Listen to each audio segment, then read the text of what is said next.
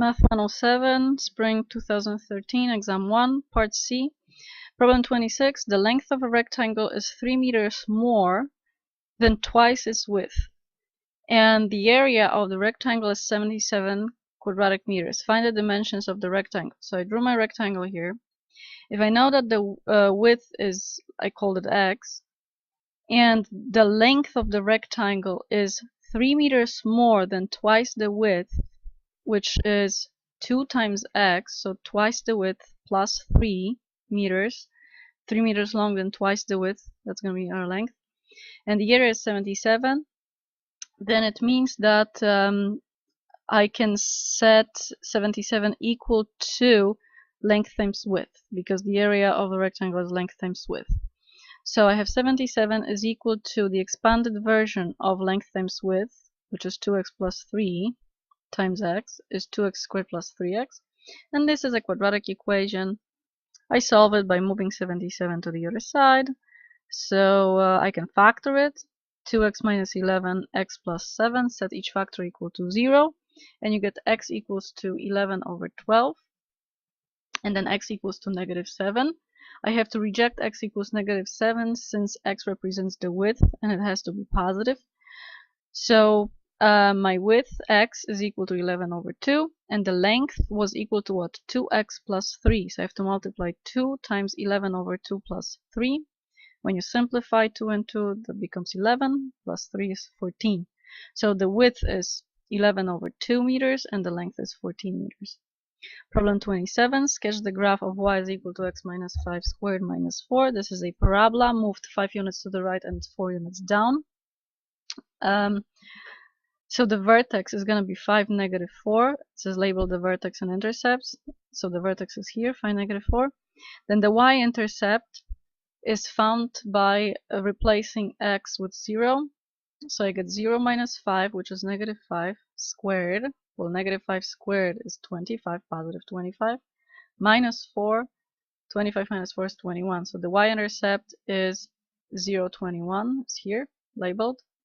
And the x-intercepts are found by setting y equal to 0. So I get x minus 5 squared minus 4 equals to 0. Move 4 to the other side. Take the square root of each side. So I get x minus 5 is plus or minus 2. And then when you add 5 to 2 and 5 to negative 2, you get 7 and 3. These are your x-intercepts. So x equals 3 is here. X equals 7 is here. Problem 28.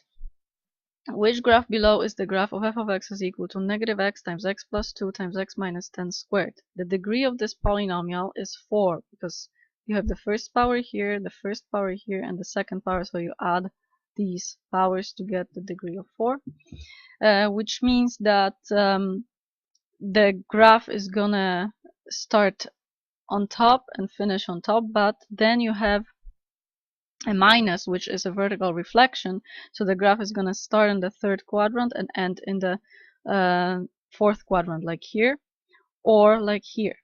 So we just have to choose this graph or this graph. Now, why did I choose A?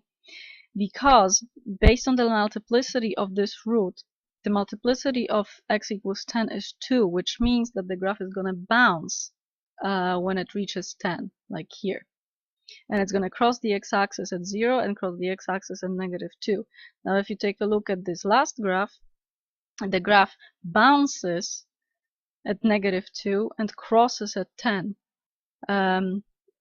which we said that it cannot do. It has to bounce at 10 and cross at negative 2, so that's why it's part A. Problem 29. Sketch the graph of f of x is 2x minus 4 over x plus 5. Vertical asymptote is x equals to negative 5, because if you set the denominator equal to 0, that's what you get. Horizontal asymptote is y is equal to 2. The degree of the numerator and the denominator is the same.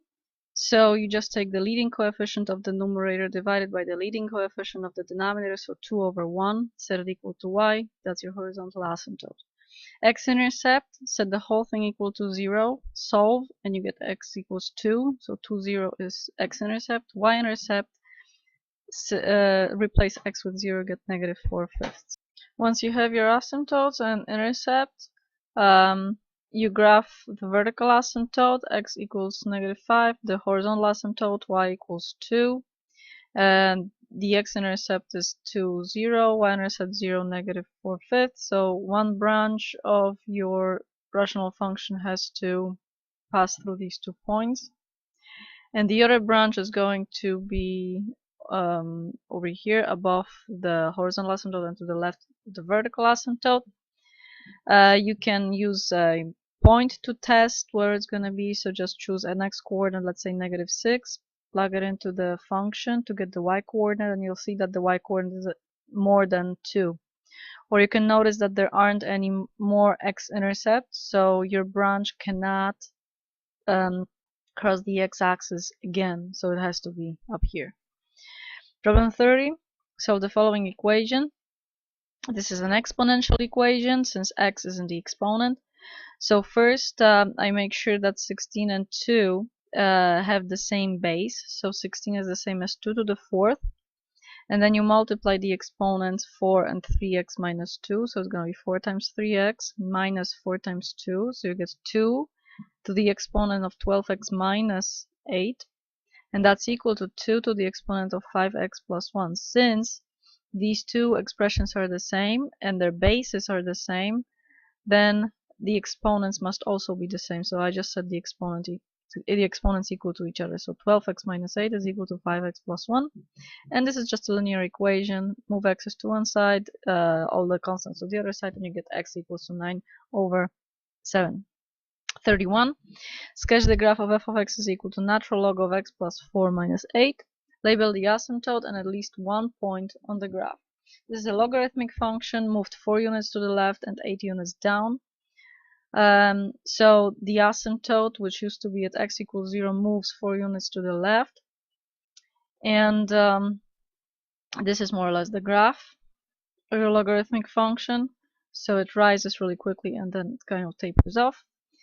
The asymptote is labeled, as you can see, x equals -4, and one point, let's say you can choose x equals -3, so you get natural log of 1, because -3 plus 4 is 1. Natural log of 1 is 0, so if x is equal to -3, y has to be -8. You could have labeled another point as well. Problem 32. Given that sine of theta is equal to -3/4 and theta is in quadrant 3, find the value of cosine theta. So theta is in quadrant 3. Since sine of theta is -3/4, then the hypotenuse has to be 4. The side opposite to the angle has to be of length 3, and I labeled this -3 because it's actually the y coordinate of this point on the terminal side. So now I'm finding the length of this side, this horizontal side, by using the Pythagorean theorem. So it's x squared plus 3 squared is equal to 4 squared, and I get square root of 7. And now x actually represents the x coordinate of the point on the terminal side of the angle, so x is actually -√7. So cosine is adjacent over hypotenuse, or x over r. So I just need to divide -√7 over 4. And the last problem, a small coffee mug costs $3 and a large mug costs $5. Alice bought a total of 65 mugs, for which she paid $295. How many large mugs and how many small mugs did she buy? So if you label S as the number of small mugs and B as the number of big mugs, or you can use any other letters you want, then she paid $3 for each small mug and $5 for each big mug, which means that if you multiply the price of one small mug times the number of mugs you buy, and then you add the price of one large mug times the number of these large mugs, that should be equal to the price, to the total price, which is $285.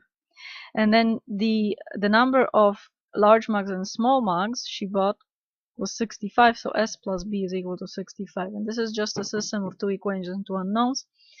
You can use any method to solve it. For example, a substitution method or elimination method. I chose elimination method, so you multiply the second equation by -3. So you have negative 3s minus 3b is equal to 65 times negative 3 is negative 195. You add 3s, negative 3 is 0. Then 5b and negative 3b gives you 2b. 285 minus 1, actually plus negative 195 is 90. So b is equal to 45. And s plus 45 from the second equation here is equal to 65. Because s plus b is 65, so s has to be 20. So the number of small marks was 20, the number of big or large marks was 45.